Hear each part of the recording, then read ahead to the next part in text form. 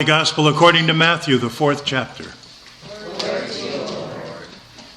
Jesus was led up by the Spirit into the wilderness to be tempted by the devil.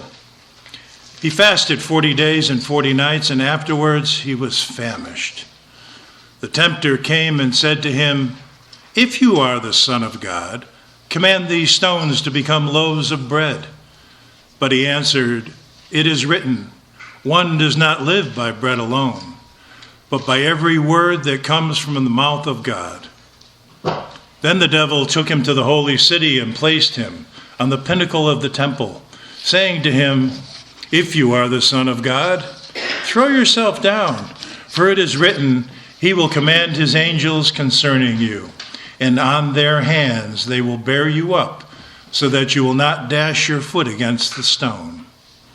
Jesus said to him, "Again, it is written, do not put the Lord your God to the test." Again, the devil took him to a very high mountain and showed him all the kingdoms of the world and their splendor, and said to him, "All these I will give to you if you will fall down and worship me." Jesus said to him, "Away with you, Satan, for it is written, worship the Lord your God and serve only him." Then the devil left him, and suddenly angels came and waited on him. The Gospel of the Lord. Praise to you, O Christ.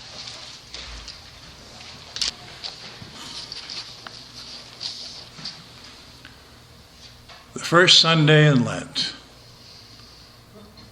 Things are a little different in the church. We lay out ornamentation that isn't there any other time of year, and take away other things that are there during the year. Lent is such a special time in the church calendar, in the church year, for it's a time when we will spend a little time about considering the great sacrifice that Jesus made for all of us, dying on the cross. It's a time when I hope we spend a little more time praying, a time when a little more Bible reading takes place, a time when perhaps we do a little something extra for others. Jesus was baptized, and then he headed for the hills, into the wilderness, took off by himself and spent 40 days alone there without food. Now, people sometimes talk about a spiritual wilderness. Those times in our lives when we just can't seem to find God. For many of us have those times when a loss or a disaster hits our lives and we begin to feel abandoned or empty. When a dearly loved relative or friend dies, this may leave us wondering, where is God in all of this? Where are you, Lord, when I need you? Or we find ourselves diagnosed with a serious illness. Where is God? Or a child comes down with a terrible illness, or some well-meaning friend looks us square in the eye and says, "Well, it was God's will." No. Right there, that's a wilderness moment. God does not will these terrible happenings in our lives. Those times when we find ourselves spiritually wandering and wondering. Perhaps a profound sense of the wilderness hits us for no reason at all. Things are going along smoothly. We have no complaints. And then suddenly, just don't have the ambition to even get out of bed in the morning. No particular explanation. No idea why. But that too can be a wilderness. And no, this morning I was just tired. I wasn't in the wilderness. As we get older, we seem to have suffered more loss, and so there's probably more justification for the wilderness time in our lives. In truth, age doesn't have anything to do with it. A little over 20 years ago, there was a song that was played and became very popular, played over and over again on the radio. It was by a songstress from Australia, and she was a big hit in Britain, and it eventually made it to our shores.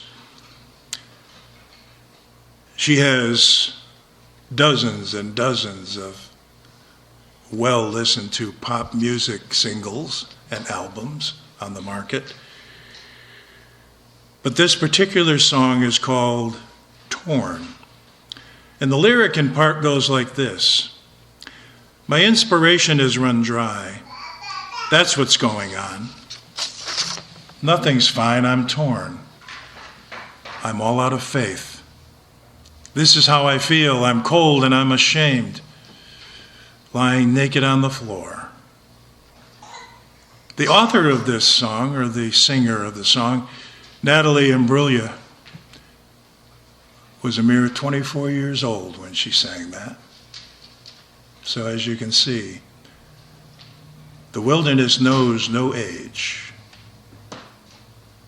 Today, Natalie has doubled her age. And yet, the song remains played not as often, but is still there. Adam and Eve in this morning's Old Testament reading find themselves pretty much in the same situation, don't they? Actually, it's a whole lot worse. Because at the beginning of creation, in the earliest times, they had everything they needed. Remember what it said. They were carefully created by God. And then in the garden was everything that they would need, including companionship. But somehow that wasn't enough.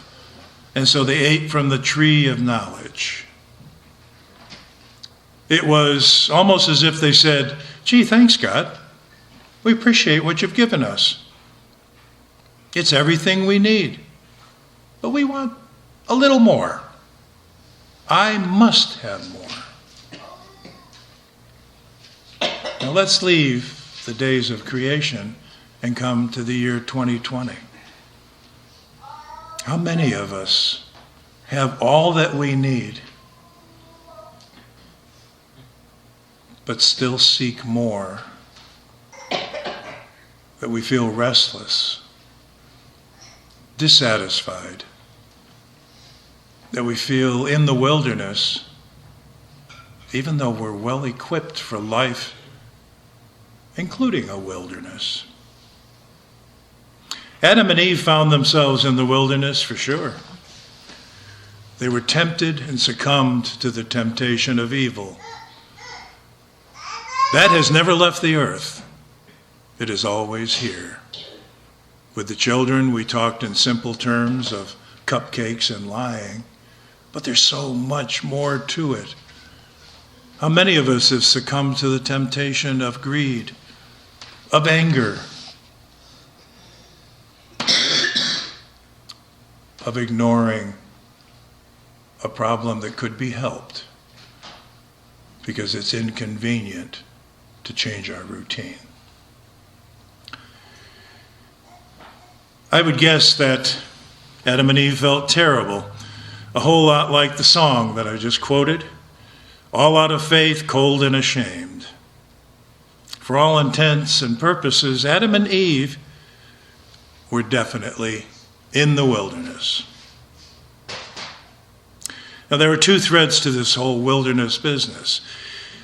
The first is a wilderness that we don't choose, but where we find ourselves nevertheless. The second is a deliberate choice to seek the wilderness. Adam and Eve were flung there. Jesus walked there. He walked right in. He chose the wilderness as a way of preparing his spirit.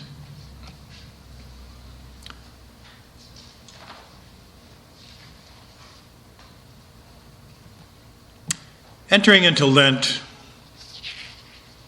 is not blindly following a certain rubric, like not eating meat or saying the Lord's Prayer every night, although there's nothing wrong with either of those.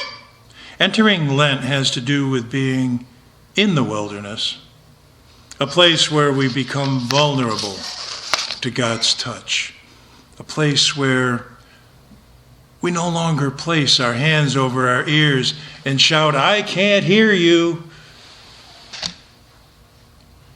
In the stillness, we can indeed hear God. He speaks within us, around us. He speaks to the whole world. And when Jesus was in the wilderness, he was tempted to give up. He had a very hard job ahead of him, and he was tempted to just be God and not mess with this human stuff. Just create food for himself, grab the kingdom, and show everyone who he really was by leaping from the top of the temple. But Jesus said, no. After 40 days, he was surely exhausted, but he said, no. I'm going to do this right. I'll follow the path set before me and give my people a new way of life, a new way to find God. This is Lent. Even if we should find ourselves all out of faith, like the young singer, let's keep going. Let's open our hearts to the one that didn't give up on us. Praise be to God. Amen.